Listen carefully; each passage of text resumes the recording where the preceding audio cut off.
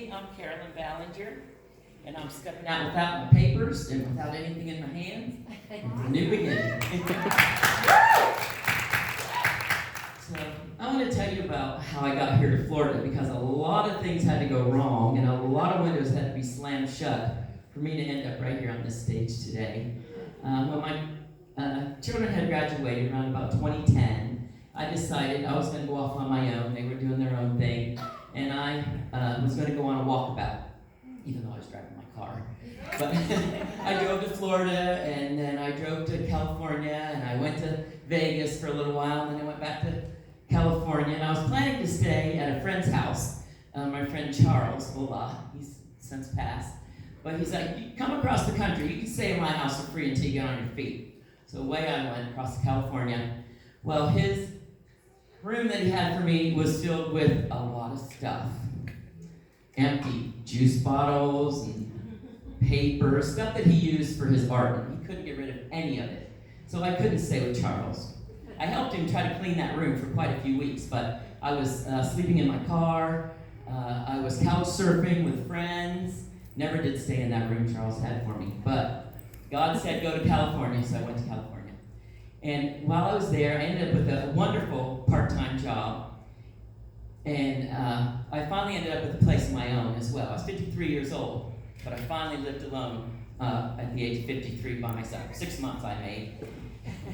But so I had a great part-time job. I was planning on getting surgery on my right thumb so that I could go back to work full-time for them. But the day before my surgery, I was told there was not enough work for me. I was going to be let go. And they wouldn't need me after my surgery. So there I was, getting surgery, not knowing how I was going to pay for it or what was going to happen after I came out of recovery. But that's okay. I ended up with unemployment. I started driving for Uber. I took, God opened doors, and I got taken care of. Well, a few months after I got released from that job, my youngest daughter's father called me, and he used to always try to say things that he thought were funny. And he says, I'm dying, and I'm going to be homeless. And I said, none of that's funny, Aldo. I don't know why you're telling me that. He goes, no, really, I have stage 4 cancer, and the roommate that I have can't move with me anymore. I'm not going to have anywhere to live. I said, well, come stay with me, even though I'm in this little efficiency. We'll get you into treatment. I had a friend, Monica, who was an oncology nurse. I said, we'll get you into treatment. We'll get you the insurance that you need. You'll be fine. So Al came to stay with me. We got him into treatment. That was about September. I had Leah come out from Ohio to help me care for him because it was kind of a 24-hour job. And he made it from September until March 18th. We got 6 months with him. He got to spend Thanksgiving, his birthday, his son's birthday, Christmas, and Leah's birthday before he passed away. And I was so thankful that Leah got that time with him. And after he passed away, I realized I want to go see my mom. My mom was going to be 89 that next year, and I thought, wow, Al passed away at 53. And you never know how long you have with someone. I just felt led to be going to see my mom. So we had moved into a 1-bedroom apartment, and our lease was up in May. He had passed away in March. Our lease was up in May. No, the following May, okay? And we were going to go to Ohio to be by my mom. But a week before Christmas, we were given a 30-day notice to move. No reason. California, it doesn't matter. They give you 30-day notice, no reason given. So, and a week before Christmas, we had to move by January. We finally found a place in February. We had to sign a 6-month lease until August, and I wanted to be with my mom by her birthday, August 12th. So I thought, no, that's okay. We're kind of close, but I'm going to make it for her birthday, right? Well, while we were waiting for August to come about, my mom's apartment got condemned in Ohio. And she was given 30 days in a hotel and then had to find a new place to live. Well, during that 30 days, my sister Cindy just happened to have a vacation planned to Florida to visit her friend Grace.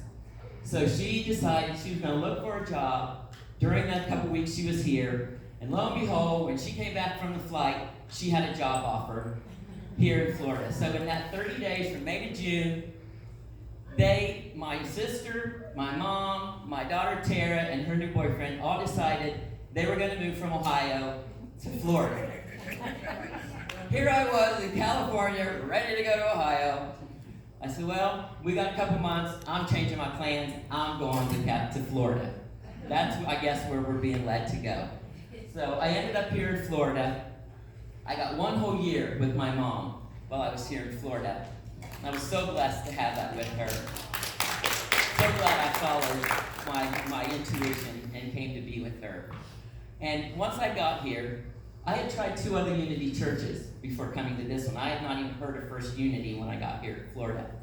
And around Christmas time, I was looking for a church that had a burning bowl and a candle lighting service. And so I found First Unity online and found that they had those services. And I thought, all right, I'm going to go before those services and check out the church. So the first time I got here, I went to the meditation out back, and there was a lady there who, at the end of the meditation, I think it was Barb, or maybe it was Mary. I keep getting those two confused. But anyway, I think it was Barb. Barb came up to me and she goes, do you have a talent? And I said, well, yeah, I write poetry. She goes, you're going to read your poetry. We're having a talent show, and you're going to read your poetry. She says, Glenn, you're going to sing, and I'm going to sing. She goes, you go in and talk to Reverend Linda McLeod, and she's going to sign you up for Winter National. So I hadn't even been at this church for an hour. I should read my poetry. I was like, oh my God, thanks God, thanks God. So I go from where the meditation was into what was then Friendship Hall. Nicely dressed lady opened the door for me to come in. And I said, ma'am, do you know who Linda is? She goes, yeah, let me take you over. So she took me over to meet Linda, and I signed up for Winter National, told her I was going to read my poetry. And Linda says, well, if you write poetry, I bet you'd be good at prayers. I said, oh yeah, I've been a prayer partner for my last 2 churches, at least 10 years now. She goes, well, sign up to be a chaplain here too. I said, cool, I'll do that. I hadn't even been at this church for an hour. I knew I was home, okay? So I got to read my poetry at that Winter National that January, and my mom got to hear me read my poetry. For that, I am so blessed, so thankful. And now here I am, standing before you, training to be a minister with Illy. And I'm so thankful that God closed so many windows just to get me here to this new open door. I'm thankful that I've been seen and I've been heard and I've been recognized for being me. All thanks to Reverend Dr. Temple. So, even if you travel across the country, it's only to find the room filled with junk and you can't live in it. Or you find you lost your job one day before you're planning to have surgery.